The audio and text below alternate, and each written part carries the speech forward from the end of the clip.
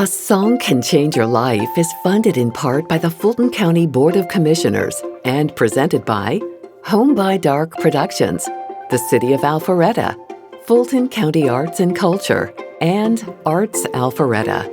A Song Can Change Your Life is recorded in the Black Box at the Alpharetta Arts Center, located at 238 Canton Street, Alpharetta.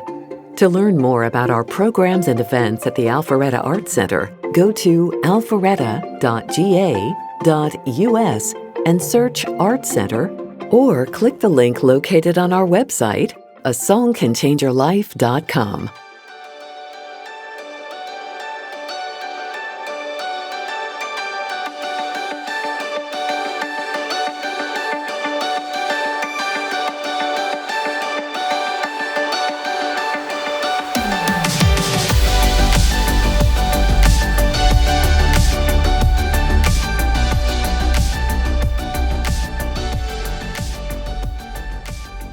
Hey everybody, welcome to A Song Can Change Your Life, where we talk with one songwriter, one-on-one, about one of their songs. My name is James, and we're coming to you today from the Black Box in the beautiful Alpharetta Arts Center in awesome Alpharetta, Georgia.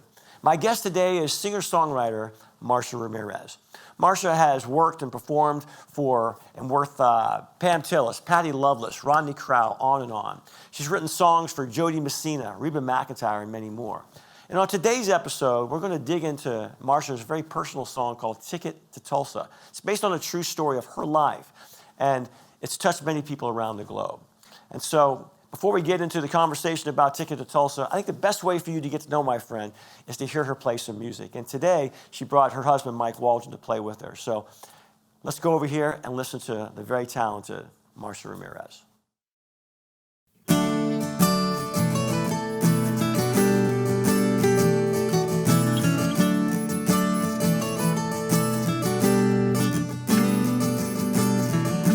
You can spread your wings and fly. You can try to go so high in the sky that you never come down.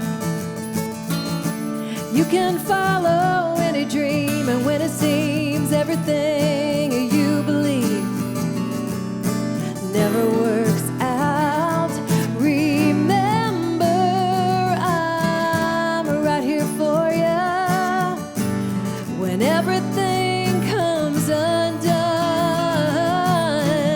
'cause you belong to me. You belong in the sun. Let it shine, let it shine, let it shine. Yeah, you belong to me. You belong in the sun. Let it shine, let it shine. You can wander far away, and every day I will pray that you're safe till I see you again. And when it feels like no one cares and you're scared, I'll be there, this I swear, right to the end.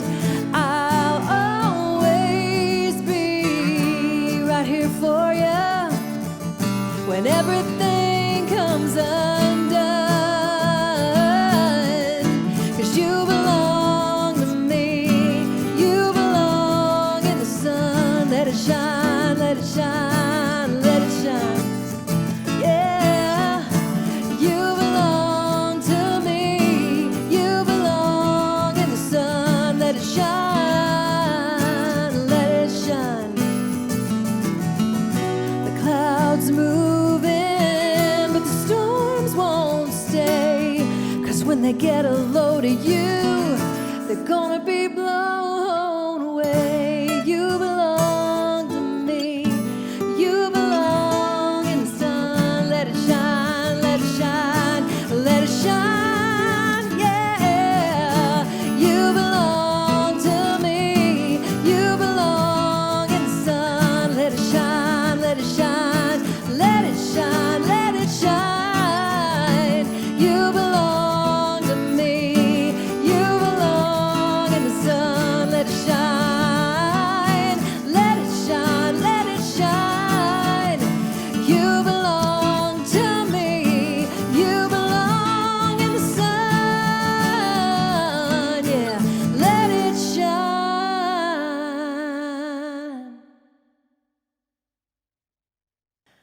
So another song that has changed my life is a song that I wrote several years ago with my friends Lisa Hendrick and Patricia Conroy. And it's a song about friendship and relationship. It's a song called God and My Girlfriends. And I wrote it with two girlfriends. And we were just talking about how important it is to just have relationship with our Creator and with one another, and how we're just made for that. And so that's where this song came from. And we were lucky enough, Reba McEntire heard it, and she recorded it on her Sing It Now, Songs of Faith and Hope record that won a Grammy and a Dove. It's a beautiful album, and we're just really proud to be on that. And because of this song, I I decided to start a women's nonprofit that's also called God and My Girlfriends, that has changed my life. And I just wrote a book called God, My Girlfriends, and Me, Nurturing the 3 Most Important Relationships in a Woman's Life. So this song has spurred a lot of things in my life, and I hope that it will change other women's lives as they embrace the message of it. But anyway, it's the first few lines are about my husband. So glad he's here with me. And it's called God and My Girlfriends. Ready? Yeah. 1, 2, 3, 4, 5, 6.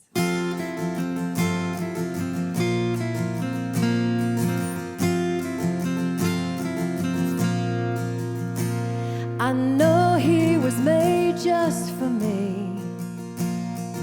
2 hearts that fit perfectly. He gives me love more than enough. But way before he came along, there was somebody else making me strong. There is no doubt I'd be nothing without God and my girlfriends.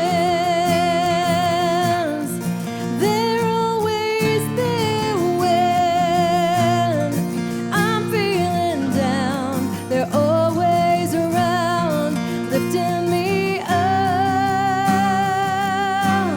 I love how they know me,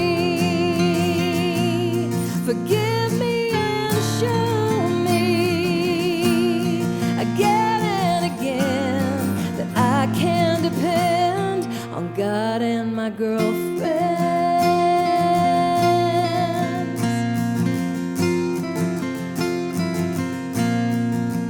They were there when I walked down the aisle, and again when my first baby smiled.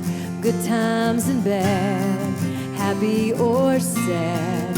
What would I do if I didn't have God and my girlfriends? They're always there when I'm feeling down. They're always around, lifting me up.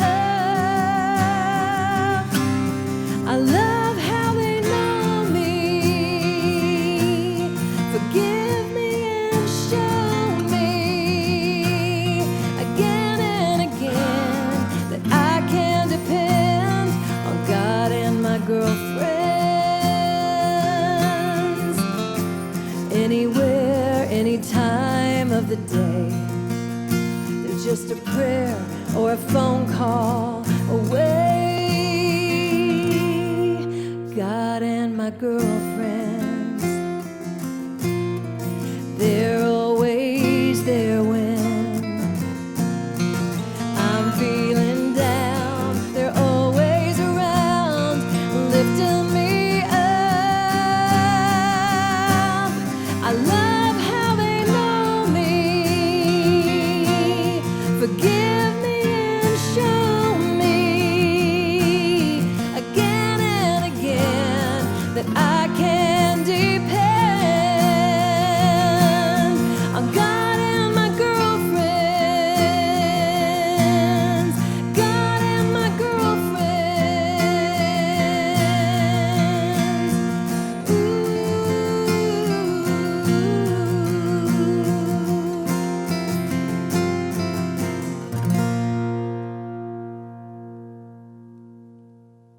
Marcia Ramirez, welcome to A Song Can Change Your Life. How are you? Thank you, James. I'm great. You came in town last night for a show, a concert with Home by Dark, and it's always just great to have you here. It's always great to be here. It's like I said last night at the show, when I see your name on my cell phone, I don't even I don't have to ask, what do you want? I just go, yes, I'll do it. That's good to know. I'll use that for my evil deeds in the future. A Song Can Change Your Life is the name of the show. And I was thinking of you on the drive over here this morning, that it applies to us. And so here's my story. Is I was playing years ago at the Bluebird Cafe on the Sunday night writers' night, where they let amateur young writers play 3 songs. And I was playing one night, and a gentleman named Jim Parker was there and saw me. Jim has a songwriter show in Huntsville. I think you played that. I have, yes. And so Jim invited me to go to Huntsville and play. And that's my first time playing with real songwriters that had hits and stuff. And somewhere along that journey of doing multiple shows with him, I met Kim Parent, a mutual friend. And then Kim introduced me to you. Yes. And then you became part of our lives. And so Jim told me after he booked me, he heard me at the Bluebird, one particular song. It was an old song called 2 Inches Deep. And he said that was the song that kind of triggered him to book me. And so that song, for me, with that relationship, is really sort of led me to you. And you have changed my life, our relationship just as friends and musicians. So that's a little example of that phrase, how it applies in my life. Is there any examples for you of a song can change your life that you can think of that rings true to you? Yeah, so many songs changed my life. I mean, for me, in my younger days, I was really into more contemporary Christian stuff. And there were definitely songs that I remember. Amy Grant's My Father's Eyes, you know, that was one of the first ones that just like really captured me in many ways. And at that point, I thought, I want to be Amy Grant. I'm going to move to Nashville. I want to do what she does. I want to touch people with my songs the way these songs are touching me, you know. And then there have been several other artists throughout the years, you know, that have had certain songs that have resonated deeply with me. And then as a songwriter, you know, I just try to do that. Yeah. When I'm creating a song, try to find something in the song that's going to resonate with other people. Yeah. So for you, where was it in your life journey of when, you know, I think because a lot of kids get exposed to music and like music playing and growing up, but there's got to be some point along the path where you think of in terms of, I like music, but I like creating music as a songwriter. For you, at what age, where was that for you? Well, my first song I ever wrote was a Christian song, and this was probably in high school, even before I discovered Amy and the Imperials and some of those groups. But I was so enmeshed in my music program at church and choir, and that's where it all started. My parents, you know, we were Southern Baptists, and we were in the door. Anytime the doors were open, we were there. Is this Arkadelphia? Arkadelphia, Arkansas. First Baptist Church of Arkadelphia. Shout out to all the Arkadelphians. That's right. And so, yeah, small towns in Southern Arkansas, and that's where I started singing, you know, and I started writing. I think the first song I ever wrote was this Christian song with a really unique title, something like "You're the One." You know, I don't know. Yeah. It was just it was all I could come up with at the time. But the songs started kind of coming out. Although, honestly, I couldn't even really imagine that would be a career path for me at that point, because I was just in this little small town. My world was really small, and I just didn't know anyone that broke out of there and did this sort of thing. So and it probably didn't at that age. Probably didn't really matter because the joy was in the process. It was just the process of creating it, and I wasn't really thinking about going on and doing it for like a career. Plus, at that point, I didn't realize that there were all these different levels to the music business. I didn't know there was such thing as a staff writer where you could get paid just to write songs. And I didn't, I either thought you were a star or there was nothing else. Like, I didn't know all these other jobs. I was just naive, with that. in the last few years, I've done some work with an online songwriting thing called songyou.com. So, songwriters all over the country can just sign up and they can learn from professional songwriters right online. If I'd have had something like that, it would have been so amazing to be able to develop my craft at a younger age. But back then, I didn't know what I was doing. I was strictly writing from the heart. I didn't know if they were any good or the craft of it all. But I just knew that it was a wonderful creative outlet. Like when I wrote a song and finished it,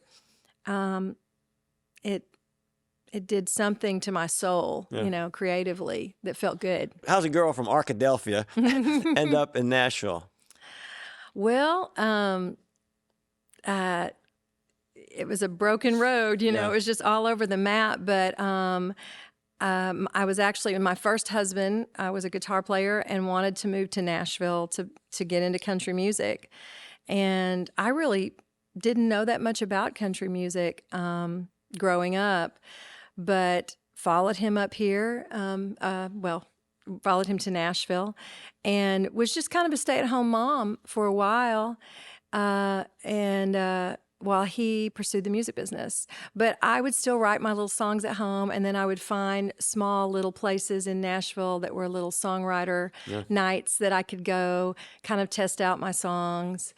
And so I and then I had this little 4-track recorder at home, and I would put my little boy to bed at night, and I would stay up all night trying to write songs and create and record them on this little 4-track.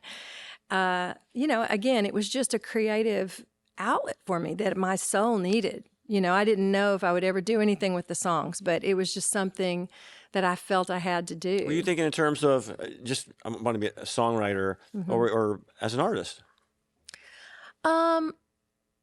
That's a good question.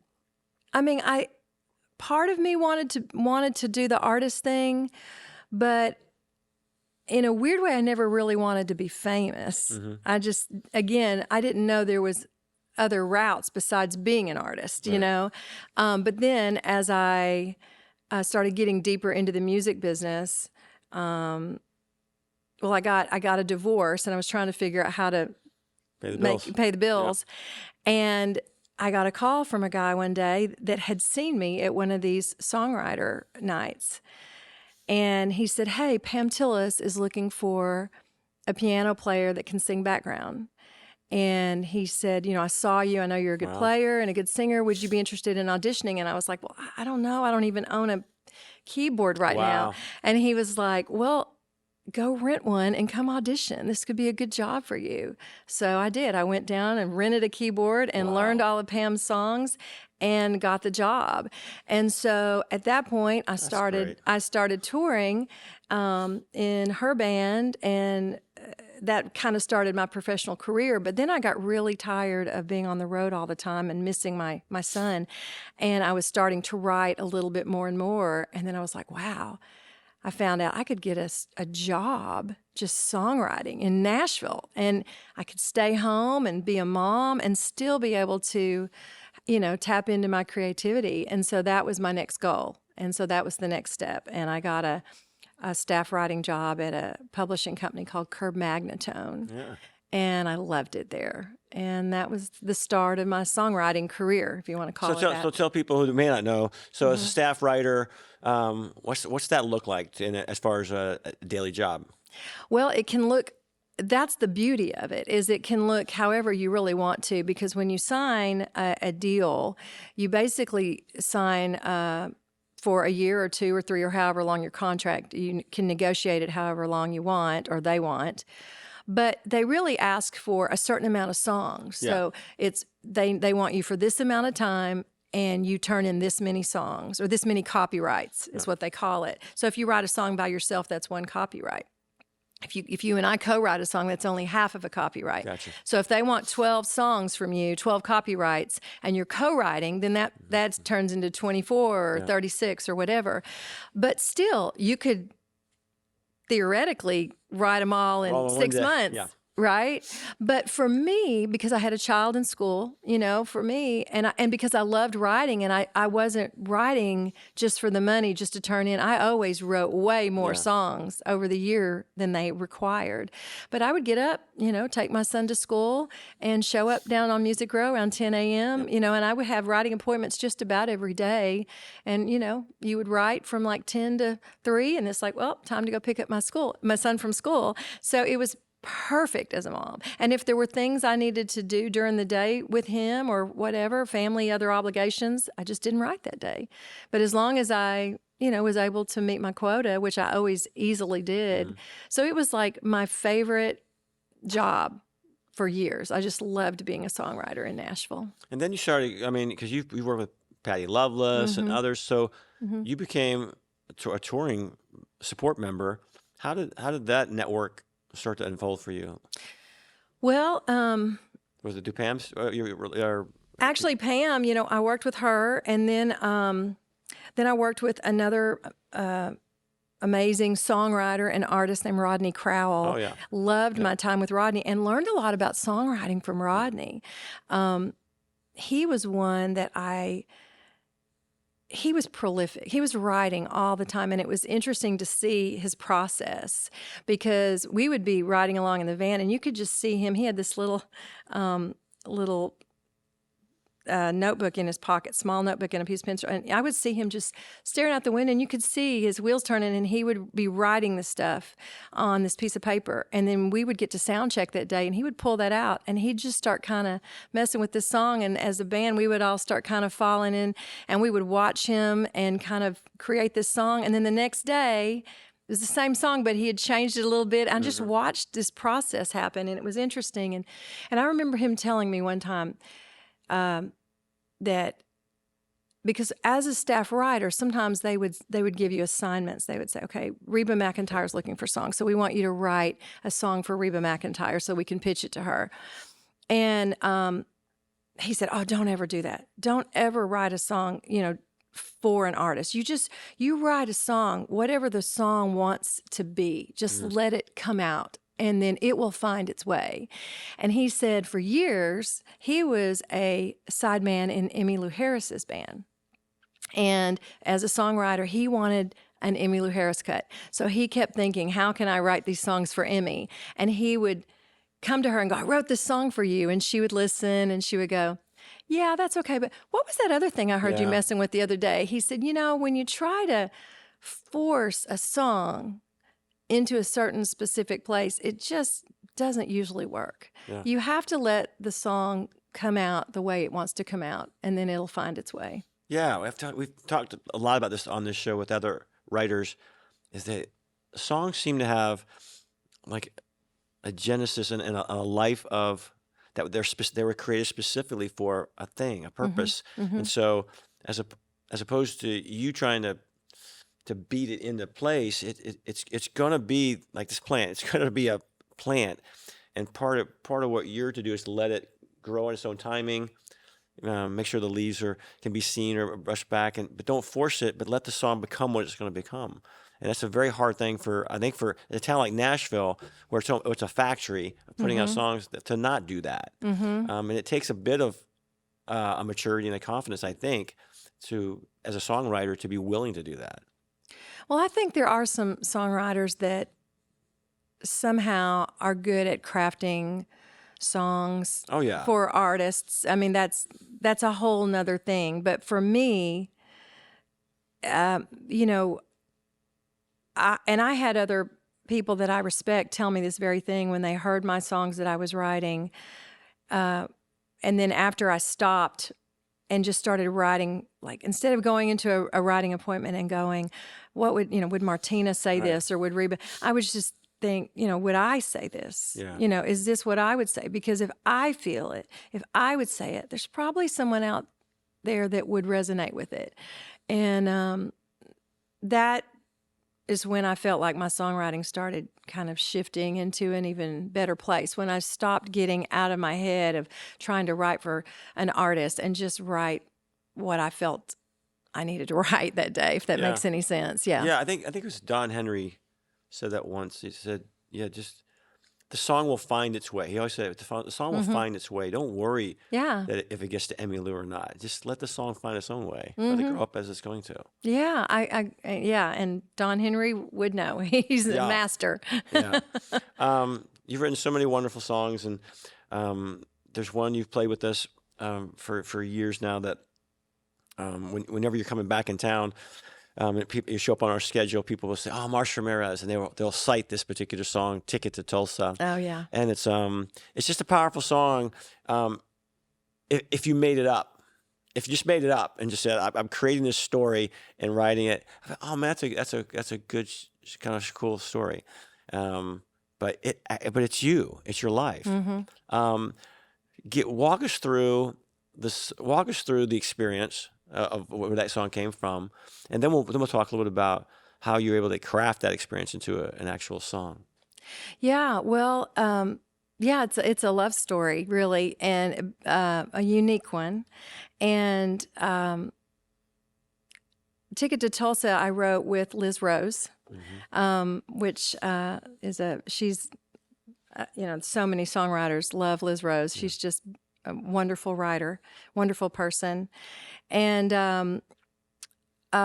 "Ticket to Tulsa" is one of those songs that it's very personal. And when I wrote it, never thought in a million years that other people would want to hear it or relate to it. But it's one where when I show up, if I don't do Tulsa, usually somebody says, "You didn't do Tulsa." But I'm an adopted child, and I found my birth parents later in life. I was 38 when I found them. And this is basically their story. Is I decided to write it one day, and it was funny because I was in a writing appointment with Liz, and as writers do, we had just met. And sometimes you sit into these 10 a.m. writing appointments and you're trying to come up with something to write. Yeah. And, these were two strangers basically. And we were struggling a little bit to come up with an idea that we both felt strongly about. And so she said, "Well, hey, listen, just tell me something that's been going on in your life. Maybe we can pull something from that." And I said, "Well, I just got back in town from San Antonio. I just went down to meet my birth father for the first time." And she said, "What?" She goes, "Tell me about that." So I told her, I said, "Well, this is the story is my birth parents were young, and my mom was 17, a junior in high school, and my dad was 19, and they fell in love, and she got pregnant, and my mother's family ended up sending her away to Tulsa, Oklahoma, to a Salvation Army home for unwed mothers, and that's where I was born. But when he found out that she had been sent away, he saved up some money and got a train ticket and rode the train from San Antonio to Tulsa and found her there and asked her to marry him. But she said no. She said, we're too young. All the decisions have been made. This is best for the baby. This is best for us. You need to go home. And he did. But when I found them 38 years later, found them and 6 half-brothers and sisters, by the way, which was a whole nother story. But when I found him and got to meet him, at the end of the weekend, he said, "I have something for you." And he took me out the garage and pulled down the attic ladder and crawled up in there and came down with this box that he had saved all these years. And in the box were all these old Polaroid pictures of him and my mom when they were young and in love and sitting on the front porch of her house. And there were love letters that she had written to him from the home while she was waiting to give birth. And then there was this train ticket stub dated July 1961. And he said, "I saved this for you because I wanted someday for you to see it and know that I tried, And he said, "This box is all I've had of you, but I don't need it anymore because now I have you." And he gave it to me. And at that point, Liz said, okay, you are not leaving this room until we write this song. Yeah. And I said, really? I said, do you really think we should write this song? And she was like, yes, it's a great story. Because like, again, I was hesitant. I said, this is my story or it's their story. It felt very personal. Right. And so, but we wrote it. And so every word in the story is true. And I recorded it and I thought I would just sort of give it as a gift to them. You know, I wrote your story, you know, thank you. And, but they both said, you know, look, we want you to, I said, do you mind if I put this on an album? And they were like, no, we want you to, you know, I wanted their permission first. Cause again, it's a very personal story. And so then I started going, well, maybe I'll try it. And I would play it out and people just loved it. Yeah. You know, people love a good love story and that's what it is. And it has a happy ending, you know? And, so it's been an interesting thing. You just never know what is going to touch people. And another thing I found is that there are so many people in the adoption triad out there. You know, either they're adopted, they gave up a baby for adoption, or they adopted a child. And have you had people come up to you at shows, and they may not know you and have relayed stories to you? It's rare that someone doesn't at the end of the night. If someone doesn't come up and say, well, I guess you saw me sobbing over there while you were singing Ticket to Tulsa, and then they tell me their story. You know, sometimes I'll have an adoptee say, now you've inspired me to go find my birth parents. And I'm like, okay, let's hold on a minute. You know, there's a lot to unpack there. And that is an individual, very individual choice for everybody. But, like I said, you know, it's a beautiful story of they made the right decision, a loving decision to give me away so that I could have a stable, loving home. And the fact that I was able to reunite with them later in life and let them know they made the right decision. Yeah. It was beautiful for everyone involved, even for my adopted parents too, because they were able to see the whole thing and also know that, you know, even though I met my birth parents, it didn't change how I felt about them either. They were my parents, you know, so it sort of freed everybody to know that we all were exactly where we needed to be. Maybe that's why people are drawn to it. It's true. It's a good love story, a good Hallmark movie. But let's make a movie. but it's that sacrificial love, the aspect that is powerful. Maybe that's how they relate, and maybe the lesson to songwriters is you didn't recognize the value of that story at the time. I didn't. You know, but Liz, you know, can pick up on that kind of thing and was able to immediately see, hey, Marcia, because you think it's so personal, but a good songwriter is able to take a personalized event or story and craft it in a way that it brings everybody in. Yeah. And that's the real skill. Yeah. I think so. I mean, you watch a movie, you know, made-up movie, and you're brought into that storyline or whatever, and it touches you in some way, whether it's fiction or nonfiction or whatever. But this is actually a true story, and I think people just relate to real. Right. I mean, in general, when you're writing songs, I tell people this all the time in Song U when I'm talking to songwriting students, you know, you can craft your way right out of a good, honest emotion sometimes. Yeah. So to me, the perfect songs are the ones that are crafted well and still have this emotion, whether it's a happy emotion, a fun emotion, a sad emotion, whatever the emotion is.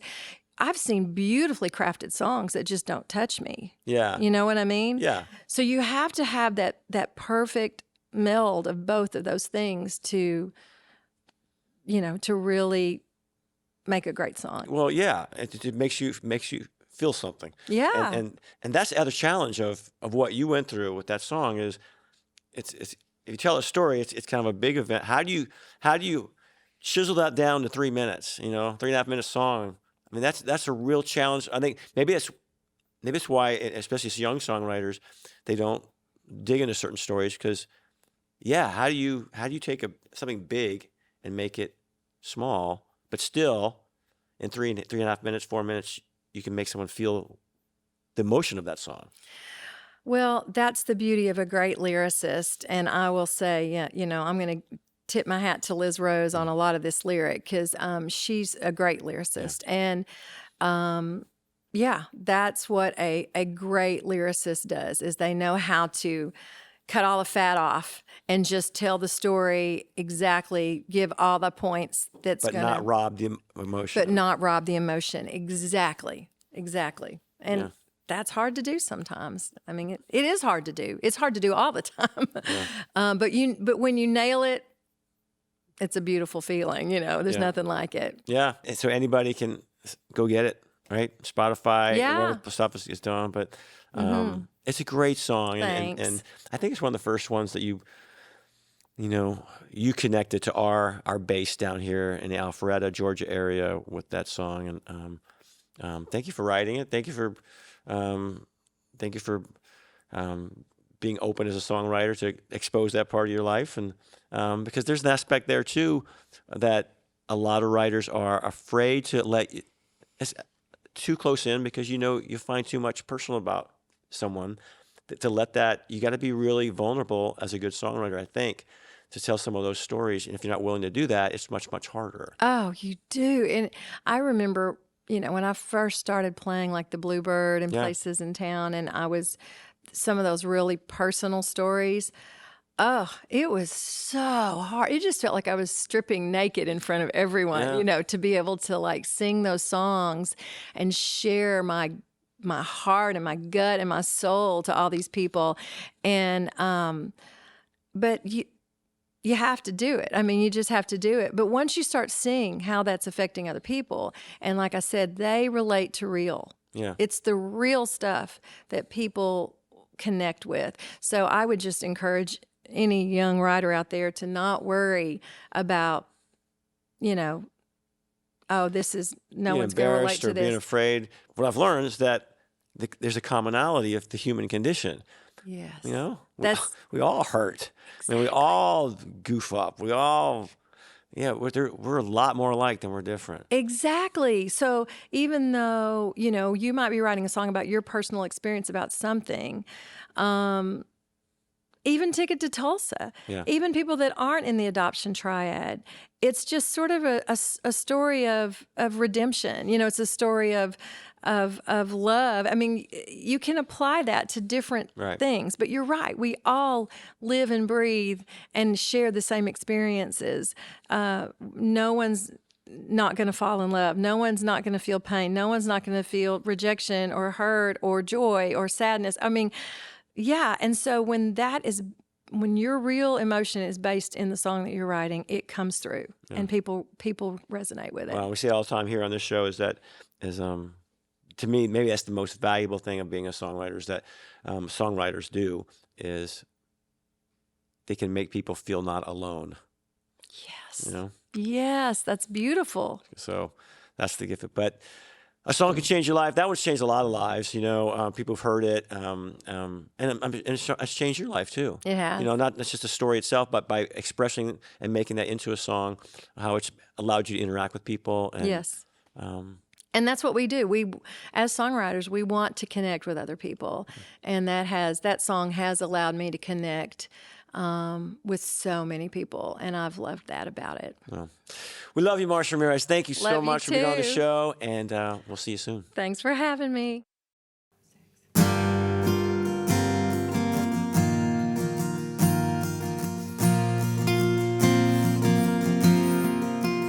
There's a box in the attic that he has to hide. What's left of a ticket and some letters inside. His only connection to what might have been if they had been older and wiser back then. They were so young, she was just 17, and they shared a love that just couldn't be. So when she started showing that hot July day with no explanation, they sent her away.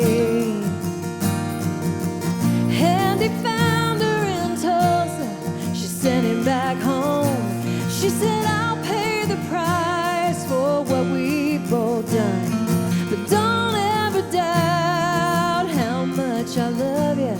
it's just too late to change things with a ticket to Tulsa. She wrote him a letter just so he'd know that she named her Anna and then let her go. Oh, he felt so helpless, how could he not care that there was a part of him out there somewhere. But when he found her in Tulsa, she sent him back home. She said, I'll pay the price for what we both done, but don't ever doubt how much I love you. It's just too late to change things with a ticket to Tulsa.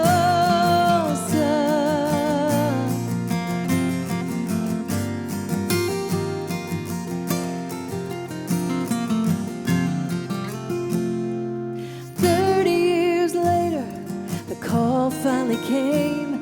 That piece he'd been missing, he found it today. And that box in the attic, it finally came down. He gave it to Anna and said, I don't need this now. 'Cause when I found her in Tulsa, she sent me back home. She said, I'll pay the price for what we both done, but don't ever doubt how much we both loved you. It was just too late to change things with a ticket